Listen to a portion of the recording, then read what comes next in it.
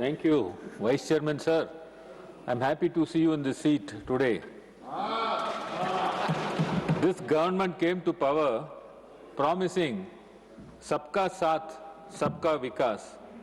What we have today, a regime of Sabka Boj, Sirf Unka Vikas, which means burden on the many, the benefits for the chosen few. This government functioning with slogans and budget is equally full of slogans. Let me demonstrate with unemployment, which is styled as Yuva Shakti driven budget. India today is facing an unemployment crisis. What is more shocking is that 83% of our unemployed population is youth, according to the Indian Employment Report 2024, jointly published by the International Labour Organization and Institute of Human Development. A 2026 report titled State of Working India finds that graduate unemployment among the age group up to 29 years remained high, nearly 40%. Vice Chairman, sir, that means 4 out of every 10 educated young Indians are jobless. And what does this finance bill offer them? Slogans like Yuva Shakti, but slogans do not create jobs. There is no national employment guarantee for the urban youth, no enforceable job creation framework, no meaningful protection for the gig workers and the unorganized sector, which employs over 90% of the India's workforce, no universal social security. Vice Chairman, sir, inequality in India, that is, I'm meaning inequality in India, has reached unacceptable levels. According to the World Inequality Report 2026, the top 10% capture 58% of the national income and hold 65% of the total wealth. Meanwhile, the bottom 50%, or 70 crore Indians, are left with just 15% of the income and a mere 6% of wealth. Only yesterday I saw a post on the social media that one industrialist, Ambani, wealth increased to 500% since 2014 and Adani wealth over 1000%, but India fell from 52nd position to the 102 position in the global hunger strike. Sir, I am not against Indian businesses and large corporations doing well. In fact, economic growth is driven by growth of Indian industry, but the question is income inequality and the government's apathy towards the middle and lower economic class of the society. So what does this finance bill do to address income inequality and help those in dire need? Nothing. Does it tax the super rich? Does it introduce a wealth tax, an inheritance tax? Does it even attempt redistribution? No.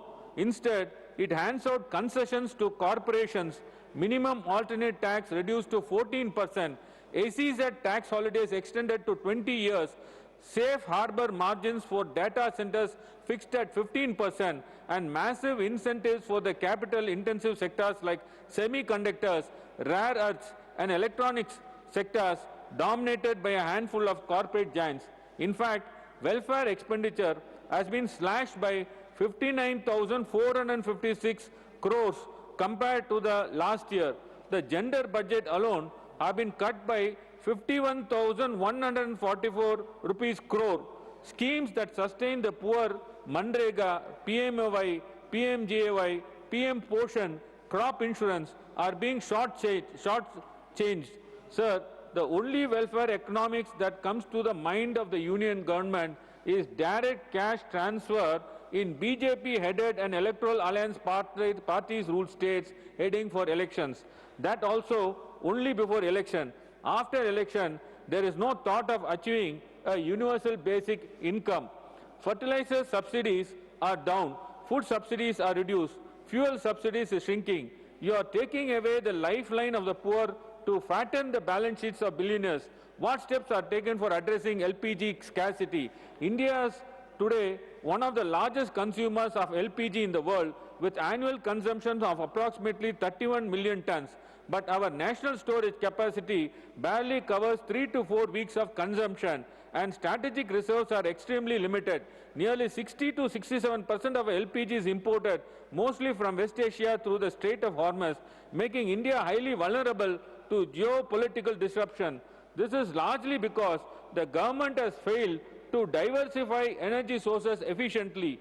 The government has also been slow in building the necessary natural gas infrastructure such as the pipelines and terminals, which has hindered the goal of a gas-based economy. For example, the Kochi LNG terminal has been underutilized for years.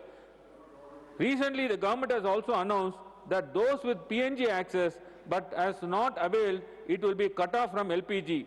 Sir, this is highly draconian.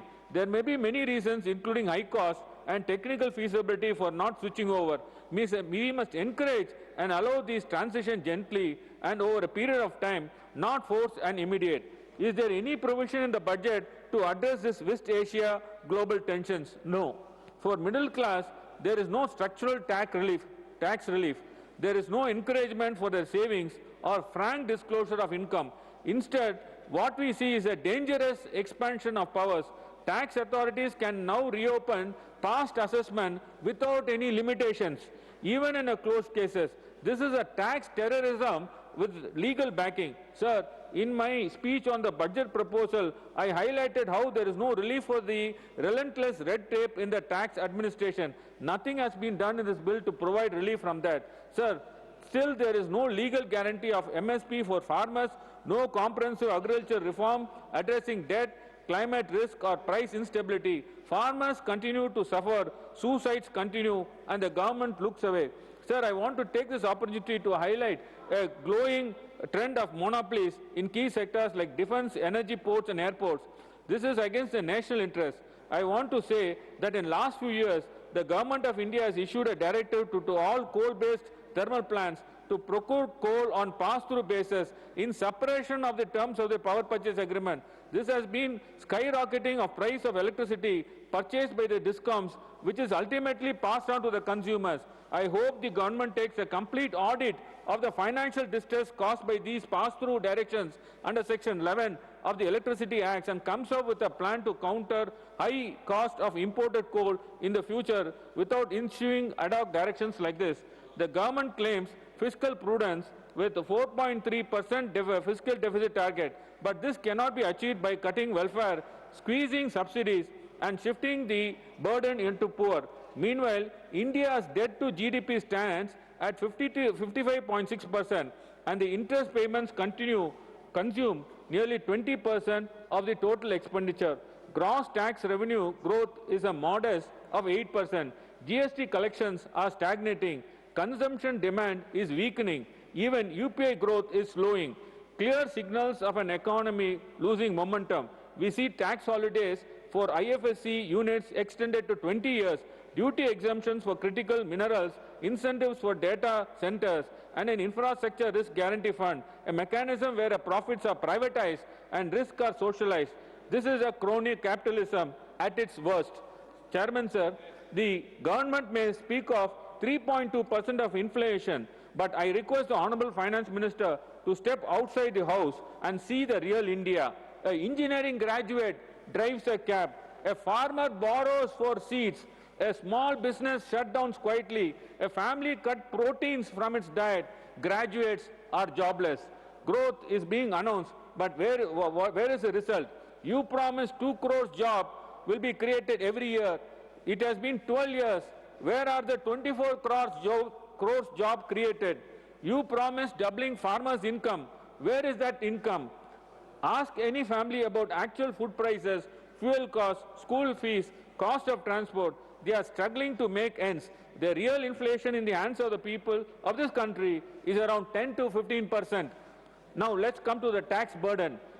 Direct taxes grow by 11.4%. Indirect taxes grow by 3%. Indirect taxes are paid by the common people when they buy soap, buy groceries, buy clothes, recharge mobile, buy school notebooks, and all other essential commodities.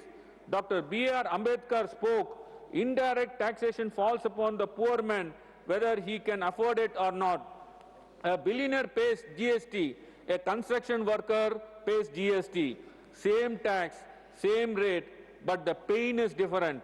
The rich feel taxation in spreadsheets. The poor feel taxation in groceries.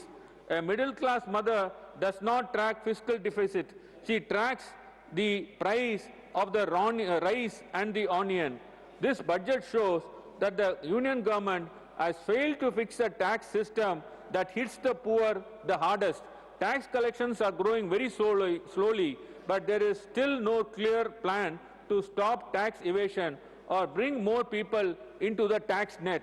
Sir, I also want to highlight the paltry sum allotted to the Ministry of Law and Justice. Sir, we stand at the precipice of the AI revolution in the legal profession. At this stage, we should be talking about the modernizing court and providing access to cutting-edge technologies to judges to ease their burden and improve decision-making. But the stark reality is that across India, district judiciary and in some states, even high courts are struggling with the basic infrastructure like computer, toilets, etc. I have visited many high courts across the country and even the district courts, but their infrastructure is very poor. Sir, allocating funds to the judiciary will also contribute to the growth of economy. When commercial cases are assured of a speedy disposal, the confidence in the Indian industry is boosted. When long-standing property disputes are decided, the assets can be utilized for monetization. Therefore, I urge the Honourable Finance Minister to address the needs of judiciary, particularly on the infrastructure. Similarly, I have been speaking many times on the need to increase the salaries of the judges of the Supreme Court and High Court. The salaries that are being paid now doesn't commensurate with the work they do. We need to give our judges financial security. Retirement of ages of the judges of Supreme Court should be increased to 70 years, and the retirement pension of the judges of the High Court and Supreme Court should be equal to their salary last drawn, and the retiring judges should be used only for the government works and ban their employment in tribunals. Sir, income of middle-class people are stagnating, savings are shrinking, aspirations are collapsing, and yet we are told this is a success story, but under the government, the rich becomes richer. Sir, this very government has the audacity to lecture states on the fiscal discipline while its own fiscal house is in complete disorder. The number exposes the truth. The union debt to GDP ratio stands at a staggering 55.6%, more than double that of Tamilnadu discipline 26.12%, and yet it is the centre that claims to be the guardian of prudence. Let us look deeper into this so-called fiscal management. Of every rupee the union government earns, nearly 38% is swallowed by interest payments alone. That is, rupees 14.04 lakh crore is paid as interest, an astronomical sum that vanishes before a single rupee is spent on the development, healthcare, education or job creation. To my parliamentary question, sir, the ministry has revealed that the outstanding debt of the union government has grown sharply in the recent years. The total debt stood as 156.13 lakh crore in 2022-2023. It increased to 171.70 lakh crore in 23-24. It further rose up to 185.95 lakh crore in 24-25 and estimated to reach 200.53 lakh crore in 25-26 with a budget estimate of 218.63 lakh crore in 26-27. This means in just 4 years, the union government's debt has expanded by 62 lakh crore, representing an income of around 40% since 22-23. While the union government repeatedly lectures states on the fiscal prudence and financial discipline, its own debt trajectory shows a steep continuous rise, raising serious questions about the sustainability of central fiscal management. The reply also exposes a deeply troubling imbalance in India's fiscal federal structure, particularly in the treatment of Tamil Nadu. The union government collected 1,75,088 crores from Tamil Nadu in the year 2022 to 23 and rupees 2,07,314 crore in 2023 and 24 and rupees 2,17,165 crores in 2024 and 25, totaling to 5,99,567 crores in tax returns from the state of Tamil Nadu over the last 3 years. However, sir, the funds devolved to Tamil Nadu from the share of the central taxes during the same period were 38,731 crores in 2022 to 23, rupees 46,072 crores in 23-24, and 52,492 crores in 2024 to 2025, totaling to 1,37,295 crores. For example, for every 1 rupee of tax revenue collected by the union government from Tamil Nadu, the state receives only about 23 paise in its capital of the central divisible pool of taxes. This is nothing short of fiscal injustice. A comparison with other states reveals the magnitude of this imbalance. For example, the Uttar Pradesh contributes 3,62,457 crores in taxes to the union government over the same 3-year period. Yet the funds devolved to UP from the central taxes amount to 6,03,220 crores. This means for every 1 rupee of tax revenue collected by the union government from the Uttar Pradesh, it receives about 1 rupee 66 paise back from the shares of central taxes. This disparity becomes even more striking in the case of Bihar. The taxes collected from the Bihar during 3 years total to 49,215 crores, while the funds devolved to the state from the central taxes amount to 3,38,549 crores. In effect, for every 1 rupee of tax collected by the union government from Bihar, the Bihar receives 6 rupees 9 paise back from the 90 paise back from the share of the central taxes. Tamil Nadu, one of India's strongest economic contributors and the major generator of the national tax revenues, receives only a fraction of what it contributes. Meanwhile, several states that contribute far less significantly larger transfers. The people of Tamil Nadu deserve a fair and equitable shares of the resources they help generate. If the principle of cooperative federalism is to have any real meaning, the union government must address this glaring disparity and ensure that the distribution of the national resources do not systematically disadvantage high-performing states like Tamil Nadu or penalize them for the same. Sir, if the union government truly believes in cooperative federalism, it must answer a simple question. Why is Tamil Nadu paying 1 rupee and getting 23 paisa from the central divisible pool of shares? At the same time, other states receive 1.66 or even 6 rupees 90 paisa for every rupee contributed. Tamil Nadu has demonstrated that fiscal discipline is nothing about the cutting welfare. It is about managing resources intelligently and prioritizing the people. But what does the centre do? It withholds our rightful funds, cut devolution, delays dues, and then turns around to preach fiscal morality. All this while own debt continues to balloon in its interest burden, tightens like a noose around its budget. Several crucial central schemes funds owed to Tamil Nadu remain pending. According to the detailed representation made by the Tamil Nadu government, the union government owes more than 10,000 crores across various schemes. Take Jal Jeevan Mission. The union government has released only 5,914 crores, leaving 3,100 crores still pending. Madam, whenever you deny our lawful dues and give pinpricks through governor, one slogan our MK Stalin always said to our people of Tamil Nadu, Tamil Nadu Poradum, Tamil Nadu Vellum. Several funds remains only on paper. For example, Urban Scheme Fund announced in budget. But till today, we have not received anything. You may control the narrative today. You may withhold our lawful funds amounting to more than 10,000 crore, twist data, and preach fiscal sermons from Delhi. But there is one force you cannot control, the people. The people of Tamil Nadu are watching. Madam, you have given nothing to Tamil Nadu for the last 5 years and made them struggle. Mark my words, the people of Tamil Nadu will reciprocate in the same way you did on 23rd April, and you will know the results on 4th May, when the people of Tamil Nadu deliver their judgment against you. The people of Tamil Nadu knows only one slogan, Madam, Stalin Thodaratum, Stalin Vellatum. Thank you, Vice Chairman, sir.